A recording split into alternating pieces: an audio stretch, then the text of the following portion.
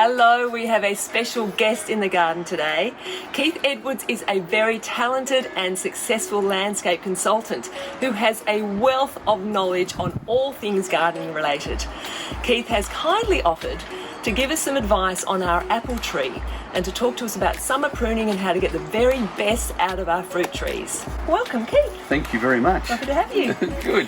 Now, this is our grafted Pink Lady and Granny Smith apple tree. Yep. Had it for many years. It's a lovely tree, but it doesn't bear a lot of fruit. Okay. Could that be the result of incorrect pruning? It certainly is. After a winter prune, we've got enormous amounts of growth happening on this tree. And that's because you cut it back too hard at the wrong time of the year. Oh dear.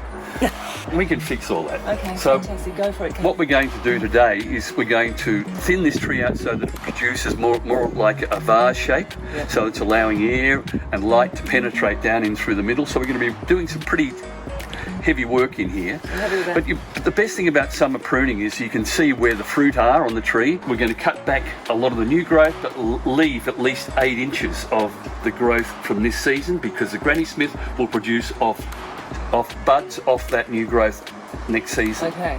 Right, so what we're going to do is we're going to do some heavy pruning inside to remove a lot of the branches that are growing up through the centre. We're going to be cutting back down a lot of this growth to outward growing buds for next season. We'll be looking for any spurs we can find and leaving those, and we'll just do a general tidy up of the tree. So a big difference between what we see now and what we see later. We're going to take this one out, but not today, because it's got some fruit on it. But taking this one out, it's going to open up this whole centre, and then we get an enormous amount of light coming down into this particular area. The next branch that I'm going to take off in this is this one just above this little apple we've got here. And once again, I'm making a cut at the back of the branch we're going to remove, and then I'll be coming in from the top. And the reason for this is that we're worried about any shedding and ripping of the cambium layer on the tree. Just falls straight through. Sorry. So you really empty the middle completely. You've got to open it out and get it that beautiful vase shape. Yeah. So we get the light down into here, so that it will then turn any buds on that might be sitting here dormant. So now what we're going to do is we're going to go through and reduce the tree down to a height that we can get a net over. Now the beauty about doing a summer prune is that while the sap is still flowing through the trees, each of these wounds that we've created, the tree will automatically seal that off. Yeah.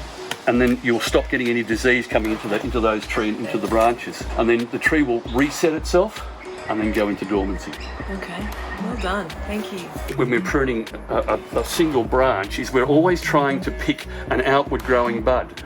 So this one here is going up that way, so we need to come in and cut to an outward growing bud. So this is just a leaf, but it'll have a bud ready to turn on here, which will then produce the branch. And so why are we picking the outward bud? What's the reason Because for that? we don't want any branches going back into the centre or crossing over the rest of the tree. We want to keep it all nice and open like a vase. Is there anything we've missed?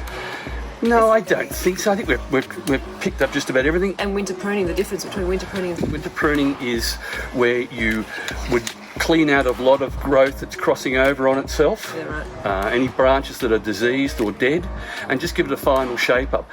What we've left here is an awful lot of growth still that should be, we can still clean out again in winter, Okay. the smaller useless branches. Okay, I'll be asking you. I think we might have to do a video about that when that time comes. Most appreciated. Thank you so much, Keith. It's a pleasure. Thank you. I hope you've learned a hell of a lot as I have during this video. See you next time. Bye.